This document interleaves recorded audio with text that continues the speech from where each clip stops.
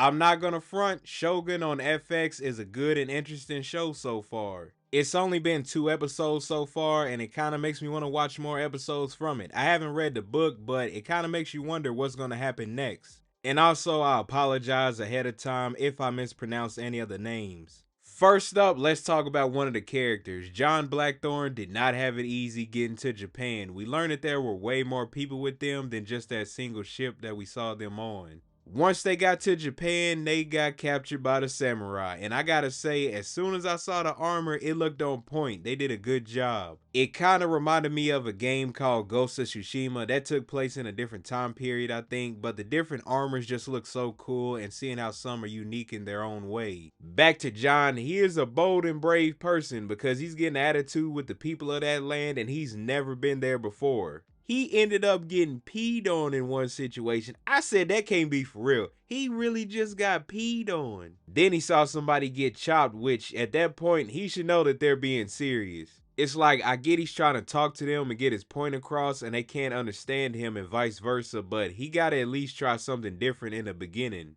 Later, when he meets with Yabushige, there's a Portuguese priest present. He has to be a translator for John and a samurai. But he wasn't even trying to translate properly because of the difference in religion and they are from different places. He kept calling him a pirate, which was the reason why John lost one of his crew members. They literally boiled him alive and you just heard the screams throughout the whole day almost. It was just so wild. And if you couldn't tell by that, things aren't going to be easy for him. During that scene, it was revealed by John that it seems like they don't know about England and that they told them that Portugal is the only flag in Europe, which means he's the first of his kind to get to that land.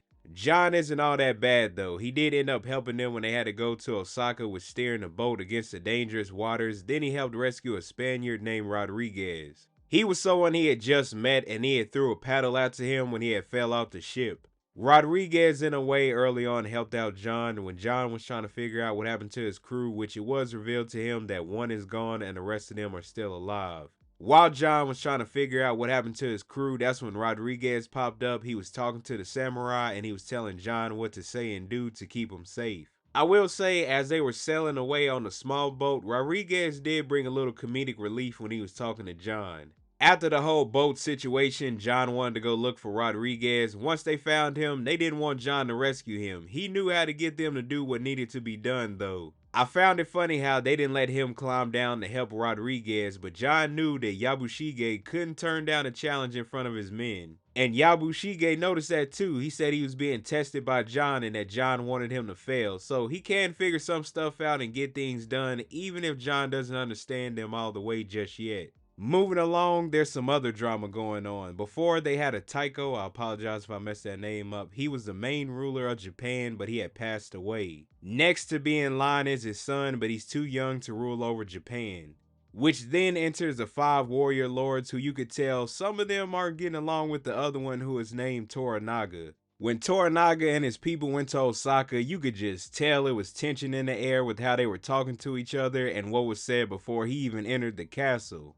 Based off of that, the future episodes are going to be something to look forward to when it comes to all 5 of them. Of course, in these type of situations, there's bound to be some people that are scheming. Later in the episode, Yabushige was talking with his nephew and his nephew brought up about telling Toranaga about the ship and the goods that they seized. He didn't want to say anything. He thinks Toranaga isn't going to be around and that they can use that stuff to ally with Ishido. Man, anytime somebody tries to do that, it never turns out how they plan. And he acts like Toranaga couldn't turn things around. And by the way they mentioned him in this episode, it seems like that's the one Toranaga's going to have to watch out for the most.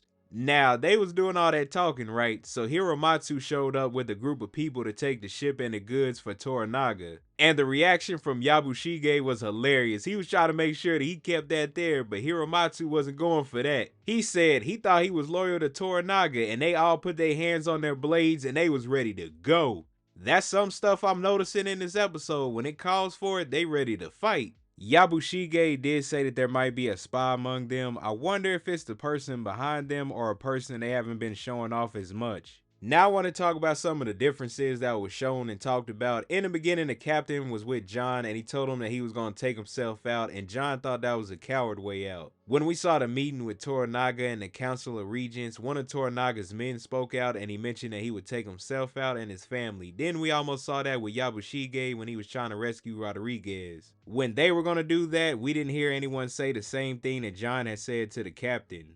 Another thing is, when John was trying to look for Rodriguez after he had fell out the boat, they wanted to leave him, but he told them that where he's from, they don't leave people behind. When John got separated from his crew, it was funny when he woke up and tried to push the door and put a hole through it. I think it was because he was used to the doors back in England. He's in Japan, so he has to slide the door. Details like that, no matter how small, is cool to see. That was just some of the things that I noticed in the first episode, but just overall, it looks like they did a good job capturing some of the Japanese culture, from the clothes, buildings, how they prepare things, and more. Even though it's only 2 episodes out right now so far, this might be one of the top shows to check out in 2024. I can't wait to check out the rest of the stuff that happens in this show, but y'all let me know in the comments, what did you think about the show when you watched episode 1 and 2?